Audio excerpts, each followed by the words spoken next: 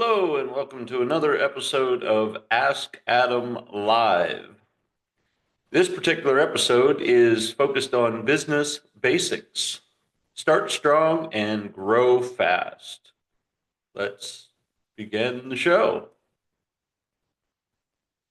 Hello, and welcome to another episode of Ask Adam.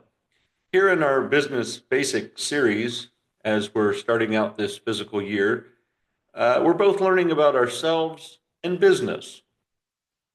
You, I'm sure, are an entrepreneur or just have that tickling spirit inside of you to get involved in something and to scale up and to really have a huge impact in this world. And as you listen to other episodes and you've developed yourself to becoming the strongest soulful person that you can, you most likely are going to start to get that tickle. You're going to get that tickle to participate in some level of business or to start something that you create that's called your own. And that being said, that is part of the reason that we are sort of integrating the business basics as well as part of the podcast platform.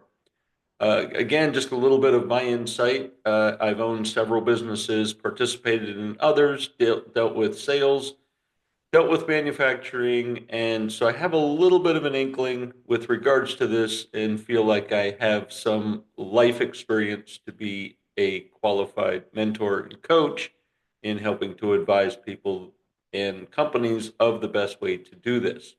That being said, this particular episode, like I said, is just going over some of the business basics. Now, of course, there's all facets of business, several nuances and what have you. Again, this is the basics. It's in the title. But it will help you to start strong and to grow fast. And of course, that's usually what we all want to do when we get that, again, tickle of an idea that there's something great within us that we want to get out and share with the world. So let's look at first validating your business idea, identifying what the real need is. And I'm sure that's part of the dream that comes to your mind when you think of, hey, this is something people need and this is something I do. And you put the two together and miraculously you create a business and you're off and running. You most likely or should conduct some market research to understand your customers' pain points and how you can solve them. Again, many of this sort of comes from a grassroots aspect where you realize that you do something or share something or have experience in building something, and all of a sudden there's people that you think or discover are very much interested, whether you're the chef of making the best barbecue recipe, or maybe you have a new and innovative way of doing something. So once you understand kind of what it is that the market's looking for, what it is that you can offer, the next thing you want to do is a little covert, but certainly you want to evaluate the competition and pinpoint your unique value, your UVP, a little bit against theirs. Again, you're competing against you, but you do want to know a little bit of what the competition is doing to either parallel those trends and move forward and or to do something different and stand out. A great example would be the difference between Coca-Cola and Pepsi. Individual trademarks have their own recipe, almost have their own cult-like following of people that prefer one taste over another. But if you look at any Super Bowl, you can see that most of their advertising is pretty much the same. So you know that they're after the same audience, just maybe slightly in a different way, just trying to uptick one more. Or maybe they're providing a cola option that's neat, new, and different to try to trigger that new audience, right? So you want to evaluate that competition, your competition specifically, and understand your unique value proposition. Test a small group. And again, you've probably already done this as part of your discovery, but if not, launch a pilot program to get real world insights, to see maybe what the general public thinks of your idea. Much of this can be found on even social media. It's pretty easy to just sort of throw something out there and see who's interested. You'd be surprised just at the feedback you're going to receive from those that simply know about your idea. Use these surveys and focus groups, even some interviews, to sort of help refine your product as well as your service. If it's not absolutely perfect and it has some level of adjustment, certainly that is the way to go. However, if you're dealing with manufacturing, one of the best things to do is obviously get a prototype together and work on focus groups to really hone in the perfect device or product, excuse me, and then go into full production and make that your solid idea. Once you've dealt with your product and or your service, you want to create a solid business plan. First of all, by defining your mission and your vision. As mentioned in other episodes, and this is kind of maybe sounds redundant, that we've mentioned your why. And once you understand your why of living and what it is that you're doing, again, you kind of already know this, again, just going over basic business strategies, but knowing your why is certainly going to set the tone for your company culture and operation strategies. Again, you might know these things prior to, but it is part of the basic steps as mentioned earlier. Of course, we can't get away from outlining the financials. No business can survive without some level of sales or income, and you certainly want to keep track of that. So outline your financials. Estimate your startup costs. When you're dealing with something that's kind of a hobby, you don't really pay attention to the cost. It's just something you enjoy doing. A great example is, say you are a welder and you've created one of the best options for a stove, if you will, a cook stove outside, this awesome griller, and you put it together, remodified some pieces, and it's quite simple and it works, but it was sort of a hobby, so you kind of put things together. Now you need to back up and look at what the true cost of this prototype actually was, as well as what it's going to cost to remanufacture on a multiple scale. So estimate your startup cost and calculate expected revenues, as well as kind of where you could break even. For example, if it takes so much in income or so much revenue in order to construct, say, 10 stoves, you may need to sell, say, 20 stoves to create that level of income that's different from what your actual costs are.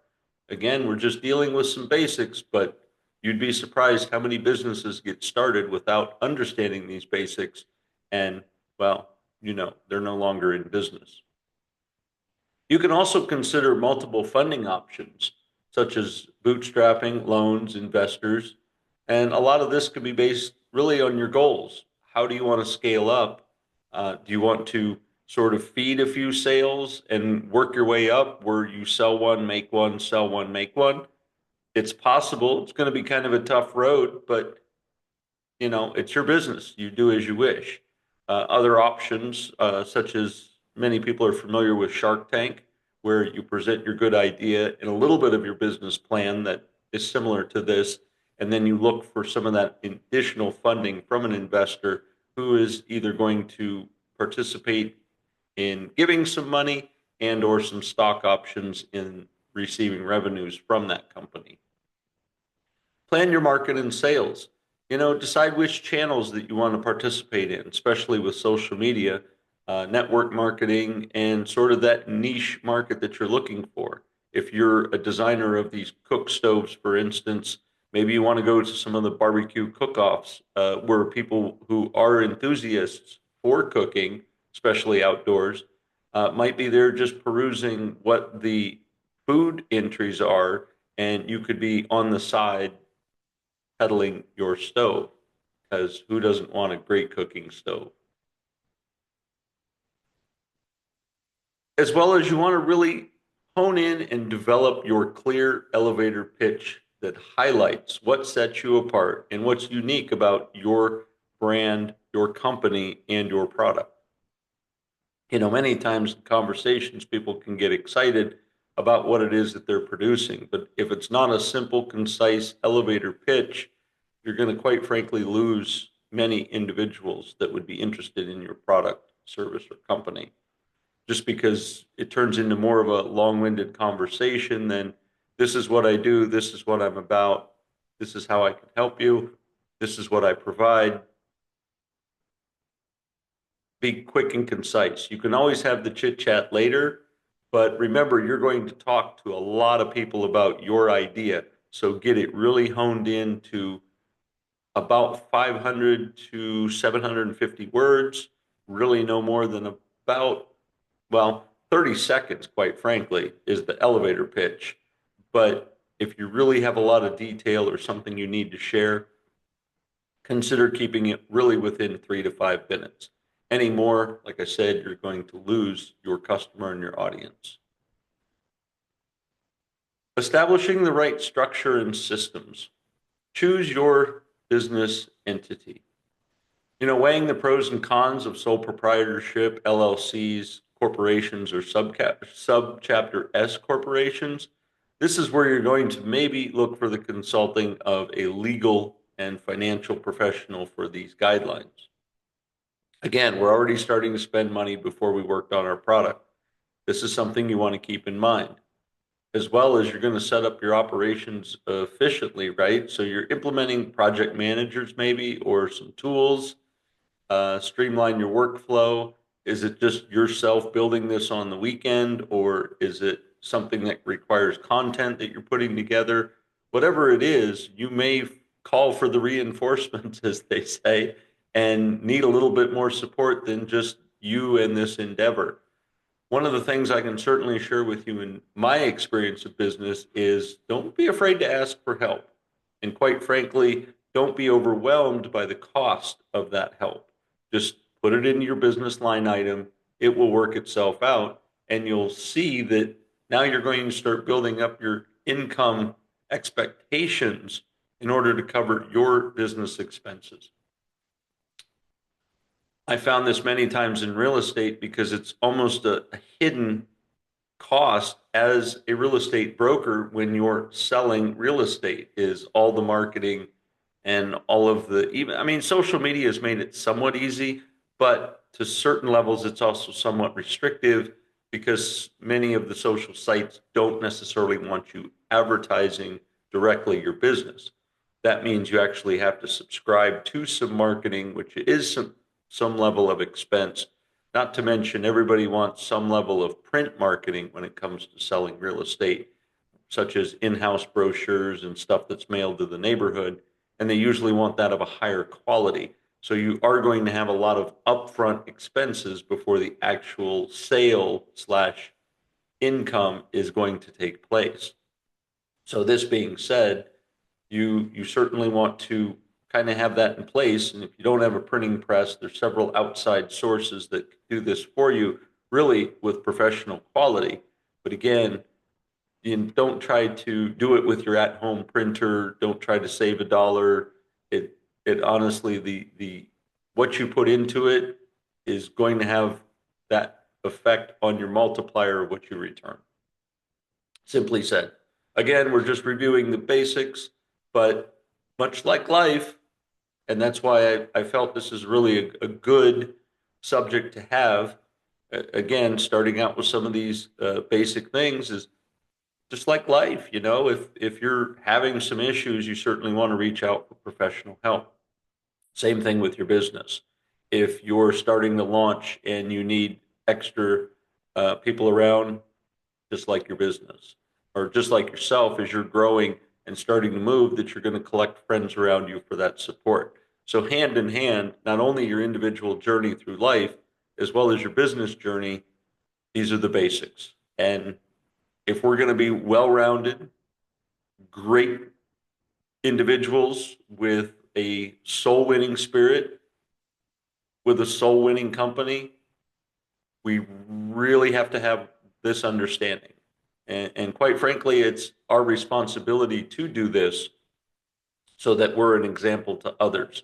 Because as you build yourself and parallel building your business or company, people are going to start looking up to you. So you need to have this level of hardcore basic strategy in place, because people are going to look up to you and they're going to see how you're doing and what you're doing. And you need to have that level of coherence to be able to share with them how you made it. Anyway, I digress. Just a little sidebar there that all of this is encompassing in us being better and as well being uh, good at our individual businesses. You can implement also some software such as QuickBooks. You want to keep your financing, maybe some spreadsheets to help with tasks and accounting, any one of those smart sheets, Excel, you name it, anything that's going to help you categorize and streamline stuff, either to see it in a chronological order or to be able to have a client list, mailing lists, any of that stuff. Just again, start with the basics. When you're getting started, have those things in place. It may be a blank canvas, but set it up anyway, such as a customer list, such as the orders. Um, maybe there's specific clients, maybe there's vendors that you deal with, and you could put them on a different list because you're just maybe communicating a thank you once or twice a year for them being in business with you and giving you supplies and support. Or you just put everybody in one list and they get your information once or twice a year or a few times a year in your marketing and or just connection. But again, you want to have that in place so that when you get that information, it's just simple data entry and then you can move on and don't have to, each time you take that step, have to create something. I find QuickBooks is hugely beneficial. It can break down several categories for you and really makes it kind of a breeze to go through tax season as you come to the end of a quarter and start preparing your taxes, as well as the end of your fiscal year, to see the success or even maybe some of the downfalls of your financial side of the business with the graphs and charts that are available through that software. You can see your pain points as well as your successes. So certainly well worth those small subscriptions that you may have to contribute to. Again, put it as a financial item. You'll see that the more things that are added up sort of reflect your income, and not to mention it's also a tax write-off. So consider work expenses that are beneficial and be prepared for them in the beginning, because you are going to have them, certainly setting up. And also automate and delegate. Identify those repetitive tasks that maybe an administrative assistant can do. And keep in mind, not necessarily child labor, but if you do have that teenage or young adult that is in the home, start working on data entry. Some of these, I wouldn't say menial, they're very important, but just sort of those tasks that are time consuming, I guess, best way to say, try to delegate that to either a family member or a relative or even someone that you hire. It is even possible with today's online connections that you might even find someone outside of the country. I find many growing businesses nowadays are using virtual administrative assistants. And you're pretty much maybe sharing a notebook page, for instance, that you just put data in and say, hey, organize this. And they may spend an hour a day or 2 hours a day, or I don't want to say lower, it's a lower wage relative to, say, the US standards. So you could, in your starting up, seek out some of this remote virtual assistant. Once you develop that relationship and establish what your wants and needs are for your business, all of a sudden, like I said, you're just sketching notes into a notebook page through, say, your Microsoft system or any one of the platforms that you're using. And then they go through that notebook and decipher where to put things and organize it. And again, you're busy doing what you do, which is building your business, networking, having appointments, going to the shows and demonstrating your product or service or item. So it's just like, yeah, it don't get bogged down by the little daily stuff. Remember, always outsource. Trust me, it will save you time and allow you to focus all of your energy on what you're best at, which is selling this product and service you've designed. So that this way you can free yourself to the strategic decisions and growth opportunities which are ultimately in front of you. Having all those in place, now you're ready to build a winning team.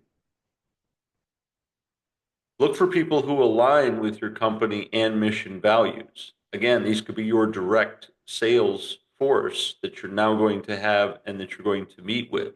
So you want people who kind of feel your vision. You want people who replicate you. You almost want to find that clone that's going to sell your product or service just as well as you have in the beginning stages. And now they're going to continue to do it while you're doing it. And then it's a multiplying factor. So if there's five of you out selling every day, you're now multiplying your sales force and your sales ability to not only sell your item and service, but now you're creating the multiple income.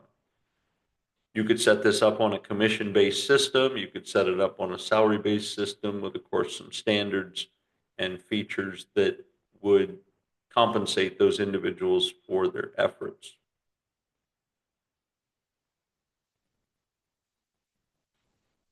Create a feedback loop that offers that continuous improvement and innovation. Again, having a sales force or just your communication with individuals, and they will tell you what they like and don't like about your product or service. Always ask for feedback and really don't be afraid to get that feedback.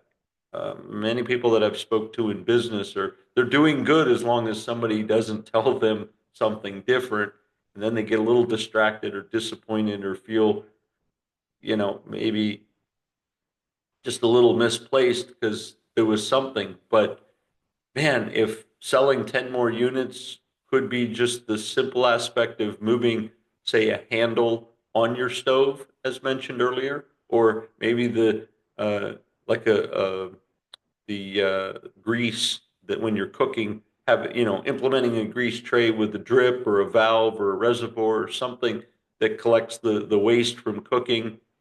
Boy, if that's an implementation that many people say they would want in your device or feature, wow, that implement it and put it in place and strive for always trying to make your product better based on those who are using it, not only yourself but the general public. And even don't be afraid to kind of throw that out there. If you get thinking about something that would improve, ask the current people that you've sold your device and product to, hey, would you be interested? We've created this feature that is an addition to what you already have. And that being said, now you're just multiplying your sales or adding to the layer of sales options that you have with your clientele. These are people you've already sold to, not to mention this additional feature to new customers that can be added.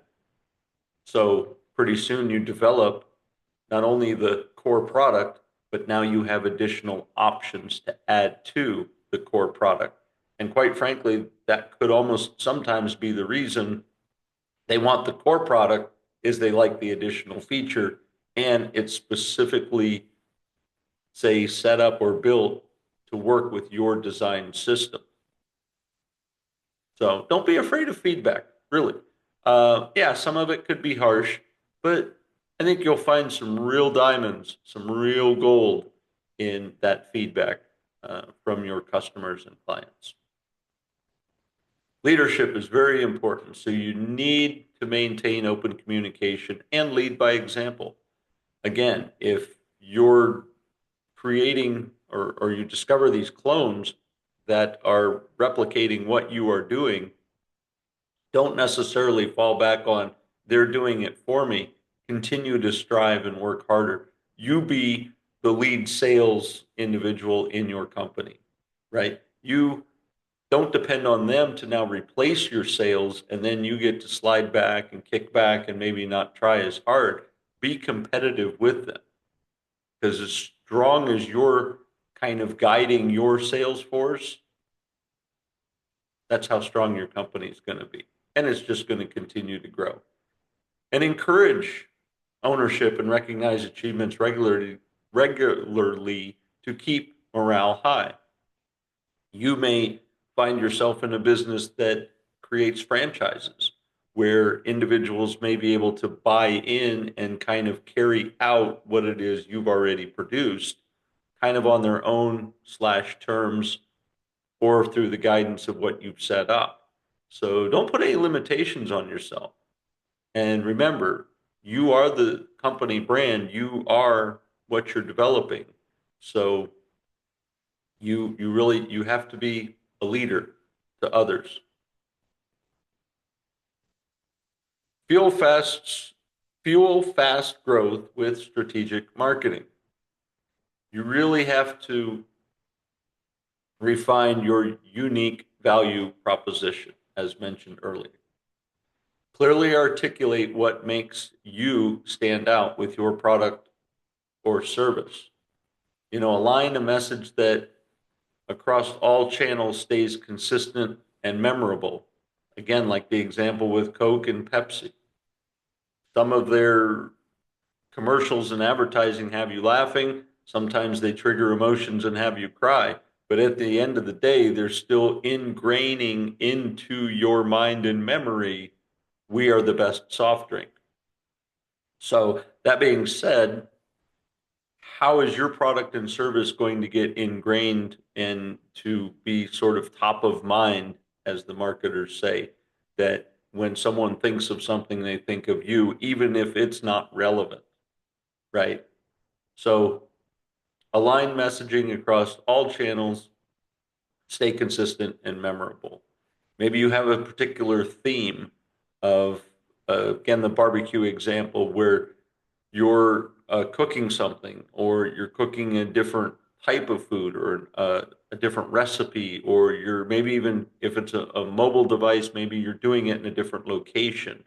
So again, going back to social media, this is something where you want to demonstrate all of the features. So say it's a mobile cooking device, you're outdoors, you're at the park, you're at a picnic, you're at family, you're by the lake, you're by the beach, you're out in the country, you're wherever you are, you want to just expose whatever that device is to anywhere that that device would be relevant. And really, you got to think out of the box. And this is where, if that's not really what you do, consider teaming up with a marketing team that's going to help get that thought process out of the box.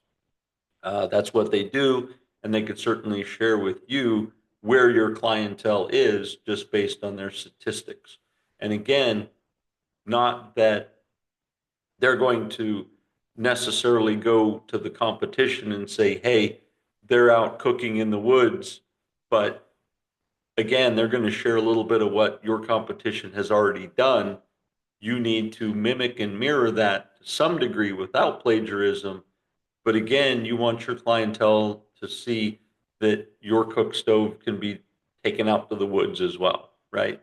That it can be utilized at the beach or in the backyard of your home, that it does have these mobile features and that ability, as well as maybe the cooking ability of different things that can be cooked on this particular cook stove that's mobile. Again, your unique value proposition is what you need your audience, your customer to see. And try this on multiple channels. Kind of get out and see where your space is. It may be the outdoor people on social media. It may be outdoor people that drive certain vehicles. It may be outdoor people that wear certain clothing. So kind of niche in or piggyback on those other products that have your customer already utilizing that product, and then implement your product saying, 8 out of 10 people that drive this particular vehicle seem to also like this particular cook stove. And it goes hand in hand. And now you're creating that brand awareness with that particular group of people. Does that make sense? So experiment with your content and marketing and social media ads and even some email ads and your in-person events like the cook-offs and stuff like that that happen publicly. And don't be afraid of feedback. Again, just get a feel for what it is that the general public is looking for and asking for. You may find just in general conversation, hey, I really liked this. So and so has a great stove, but you know what's missing? Write that down in your mental head and figure out how to make your device or product or service do that. And now you can implement something new to the market that you know people want. Or again, just if more than one person has asked for something, then start engaging yourself in that conversation to say, hey, what do you think if it had something like this? Is this a feature or benefit for you to have this? I've even found it in real estate as I was practicing that I would ask my client, what's most important to you as far as, and that may adjust a little bit of what I do. I always had the same 186 things that I did for each and every client. But if there was something specific that that individual wanted, I asked at one of our first meetings to say, well, if this is important to you and I can sort of do 186 things in the background, but if I really polish up and shine this one thing, you're going to tell the world how great this event and transaction was. That's what I'm going to focus on a little bit. Not to neglect any of the others, mind you, but I focused a little bit more on that to make sure that they got something. I'll give you an example, and it's probably dating myself, but I had a client, I sold their home in record amount of time in a great market. And the one thing I remember, because the home was very near and dear to them, family, family events, relations were there, events happened that were quite memorable, and it was sad that they were selling their home. But they wanted to keep the memories of what happened at the home. And one of the things they asked specifically was, oh, it says here that you do a video. And I said, yeah, I do a full video of the home. It's professionally done. And, it goes online, up on YouTube, and to all the marketing platforms that I utilized at the time. But one of the things I didn't really utilize, because it was more of the digital feature, right? We're moving into the digital world. But one of the specific things that they asked me when I said, hey, what's something that you'd really like or appreciate as we go through the process of the transaction and selling your home, is when they pointed out, you make a video, how can I get a copy of that video? Wow, never thought of it. Because it's just you're marketing to sell the home that most people are, quite frankly, kind of getting rid of. That was the one thing that really was magic for them. And it was kind of a unique value proposition. And I said, great, I can make that happen. Let's work on the marketing. Let's get your home sold. And I will make sure and have that. And at the day of closing, I presented them with a very nice DVD style in a package, nice graphics on the case, with a DVD inside of that marketing video of their home. They were blown away. Unique value proposition. So sometimes you have to ask. And you have to get that feedback. And it may be a one-off, or it may be something that you start to put in place to your own business to make you unique.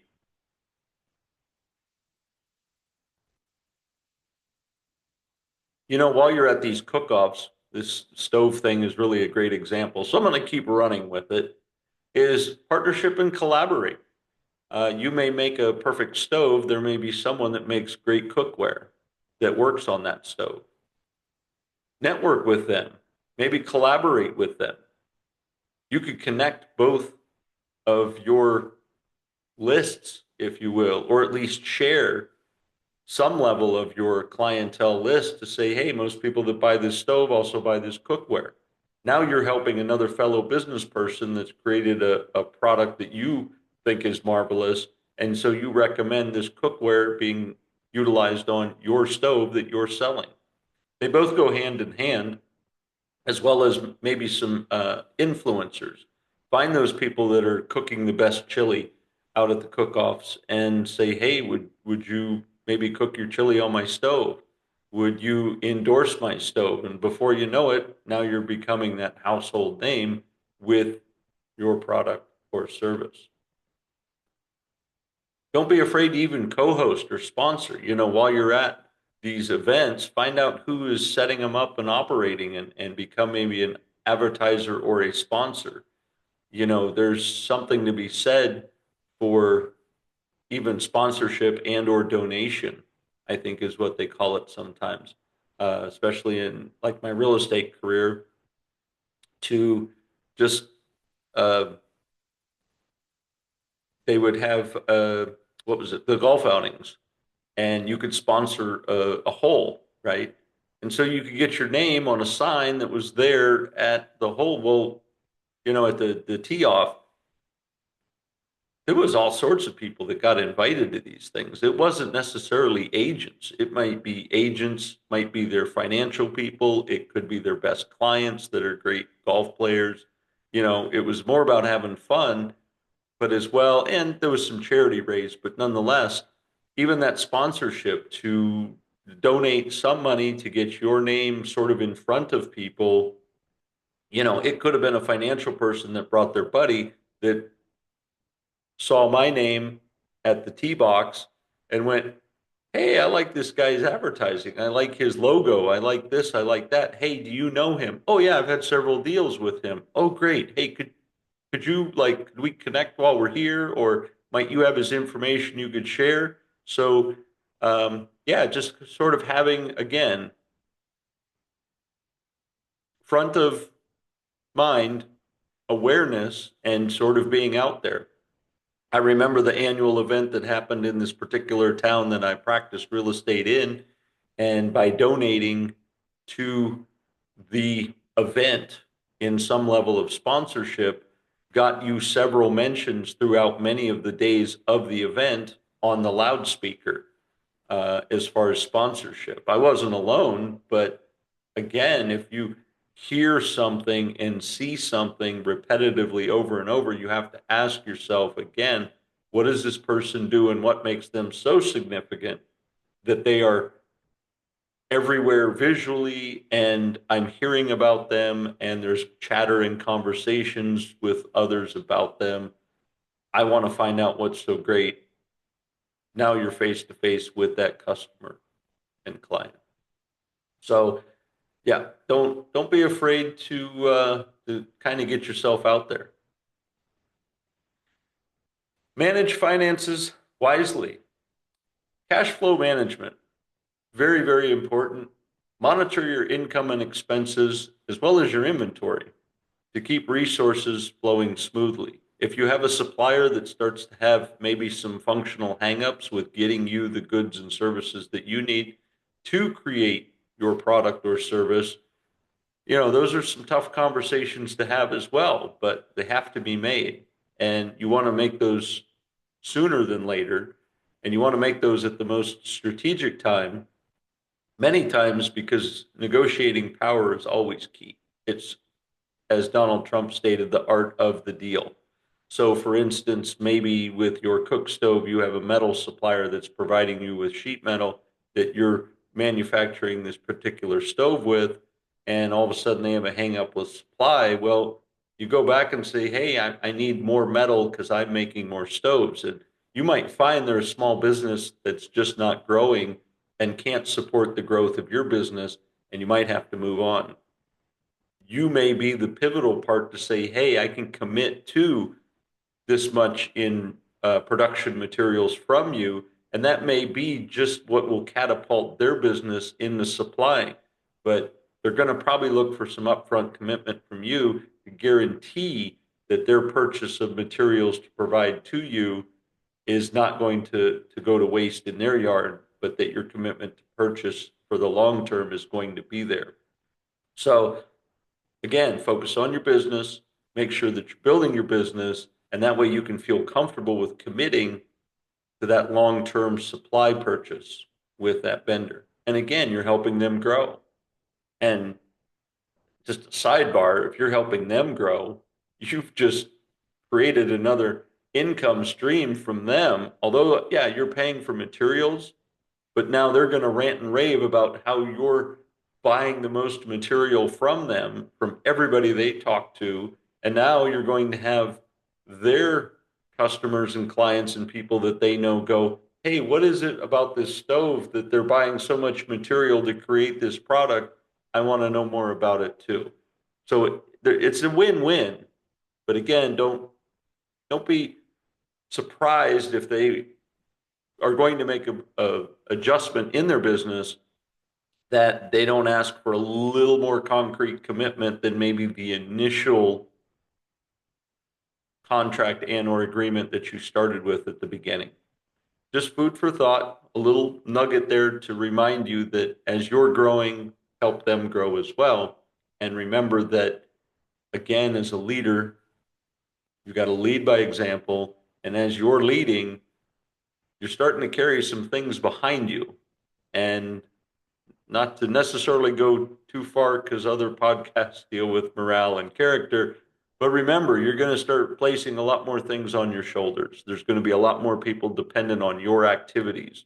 So don't get too arrogant or boastful that you have control over something. You're just the facilitator of this great success. But there is also something to be said for the art of the deal with negotiations to say, hey, if I commit to this large supply of industrial goods to make my product, I want a little bit of a discount for making that. And how can we negotiate that? Not arrogant, but again, you're kind of taking a leap up and they're taking a leap up. Everyone is going to get some level of return and everyone is having some level of risk in this chain of logistics in the supply chain, if you will. So be respectful, but also what I've also found in business is it doesn't hurt to ask. They're going to say no. They might say yes, but at least you asked. I often thought, well, it was kind of funny. I did have a client that we were way through the process and they, I guess, started to question themselves, or maybe because of the discussion of selling their home, that they had conversations with their friends and family or whatever, and started to get this perception that commissions could have been lower, that they should have negotiated commissions. And we, somewhere in this process, we had a conversation, and they were like, "Yeah, I just didn't think you'd negotiate commission. Is that something you do?" And I said, well, it depends on the circumstances, and it always starts with someone asking. Oh my gosh, the light bulb came on in their head, and they were like, wow, all I had to do was ask. And I said, well, I mean, most of the time I say no, but give or take the circumstances and the situation, It's negotiable. It's the art of the deal. When dealing with a certain, and again, it wasn't across the board, with dealing with certain situations, I'm a human being and I'm compassionate. I think I recalled one situation where it was a single woman who just was overwhelmed with the aspect of selling the house. I believe it was their mother's house, and just trying to clean up from their mother left, which was a lot of furniture and a lot of stuff, and then just kind of getting it down to the bare bones of the raw house, and then just like kind of this is the only thing that their mother left them, for instance, I believe is what it was, and they were just really overwhelmed.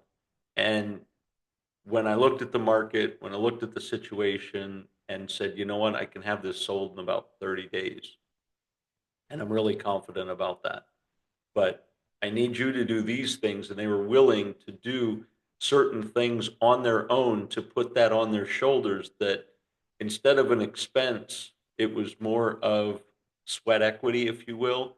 And I shared with them how they could do it. And if they did it, and they did these simple things, that it would help the home sell in 30 days. So it was a benefit. And I said, I can adjust the commission a little bit to ensure that, I think it was some closing costs that they were incurring that was really going to disrupt their financial windfall actually from this. And again, it wasn't a lot that they were getting. That's why it was really important to them. And I was compassionate. I was like, yeah, we can make an adjustment, a percent or two, sure. So it's a win-win, but it never hurts to ask. So always ask, and find out what part of the deal you can craftily art.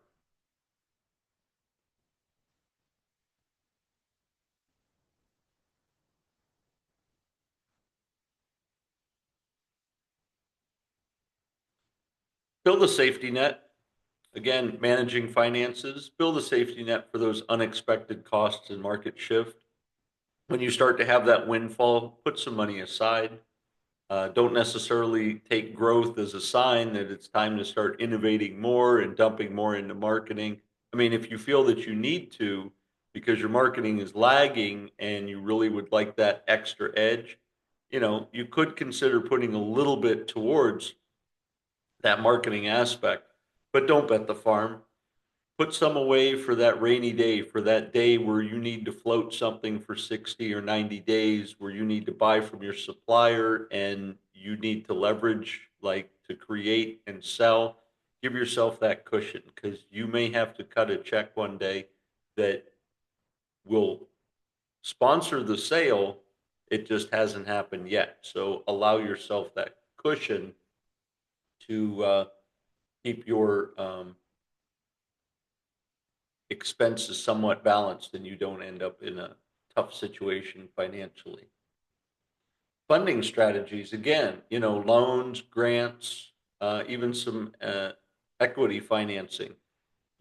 It's not necessarily a Shark Tank, but you may find a neighbor or a friend or a business partner or someone who is willing to accept shares of your company through some dividends and help offer a loan. I don't know too many people that are just going to throw money and say, Godspeed, wish you luck, here's some money, and I don't need anything back. But, be open to those strategies where you're fueling some of that investment cash from someone who's interested in a piece of your business, especially if you're showing some level of success. Who doesn't want to see a return on their investment, especially when it's already well explained that it can be there?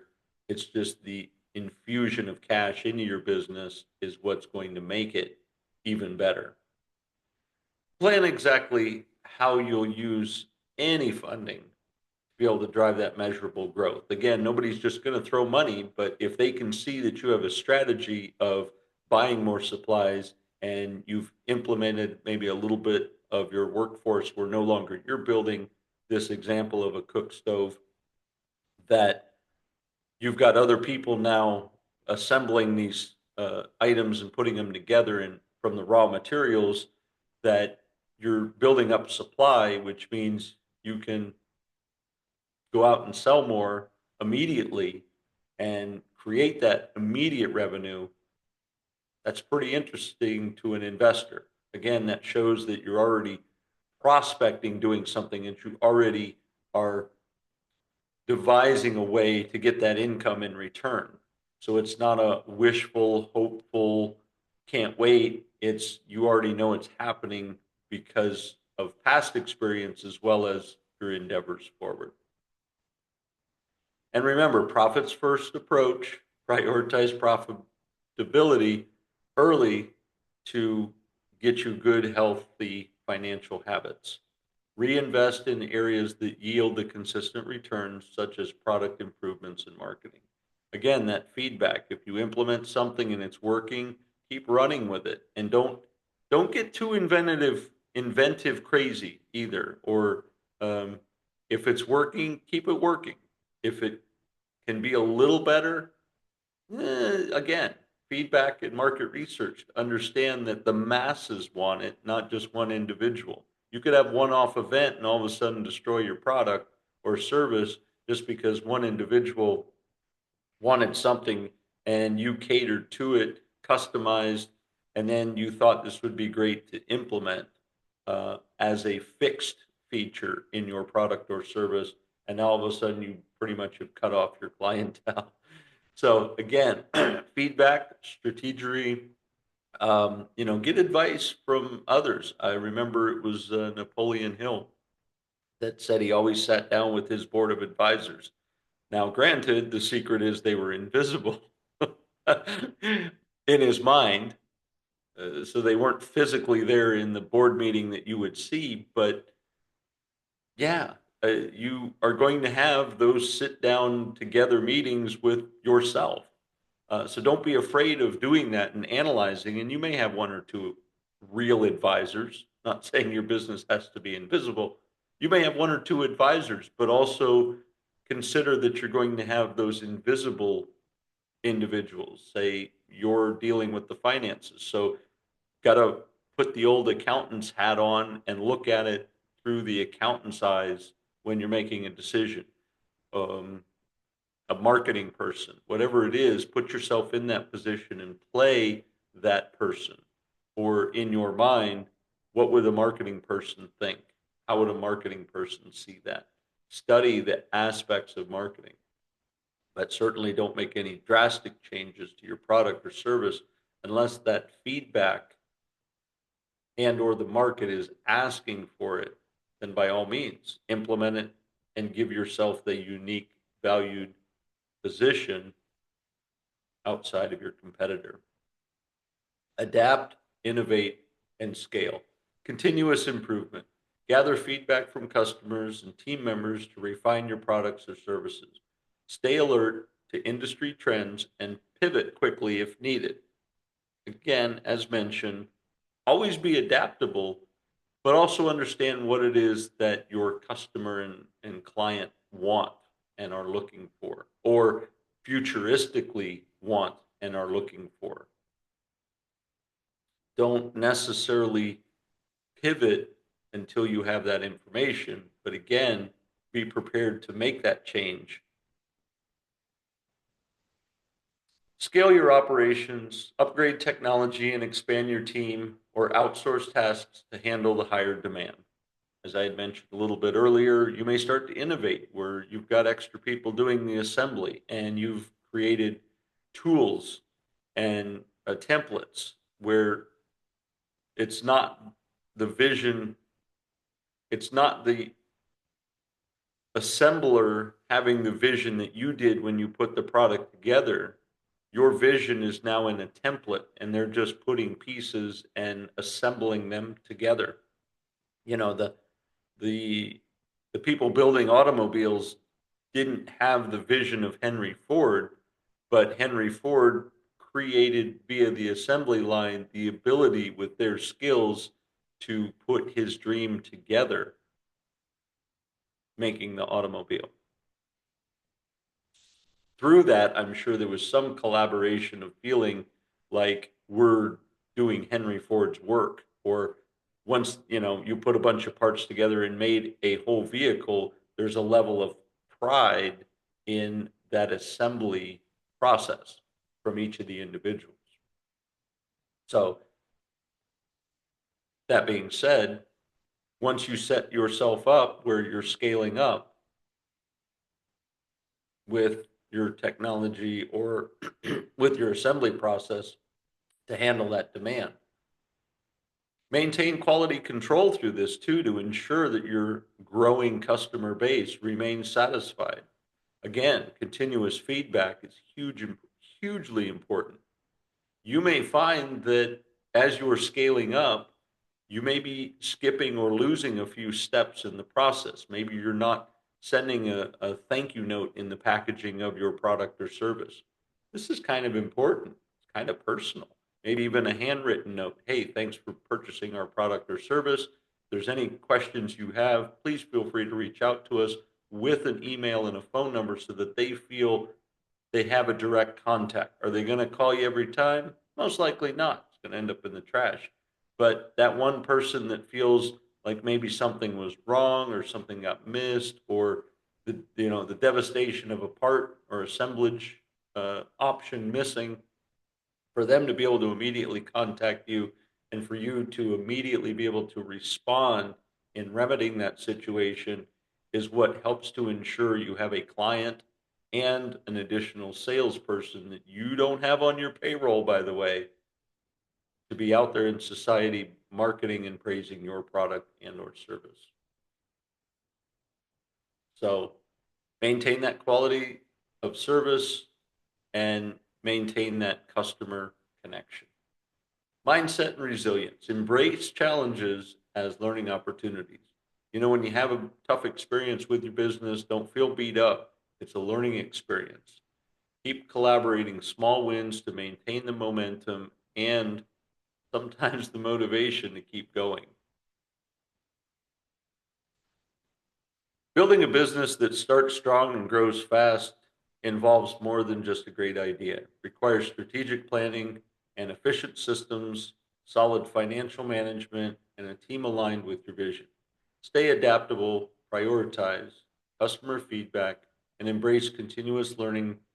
By doing so, you'll create a solid foundation from day one, positioning your venture for stable, scalable success. I hope you found this particular broadcast informative, helpful, and enjoyed some of the stories that were shared within. Click like or subscribe if this resonates with you and or somebody you might know. Feel free to click the link and share with them, as all of this information is out there to follow the acronym of ASK, always seek knowledge. This was part of our business series. Look for others to follow. And we certainly enjoy that you took a moment of your day to learn a little bit more about yourself and your business. Always seek knowledge and make it a great day.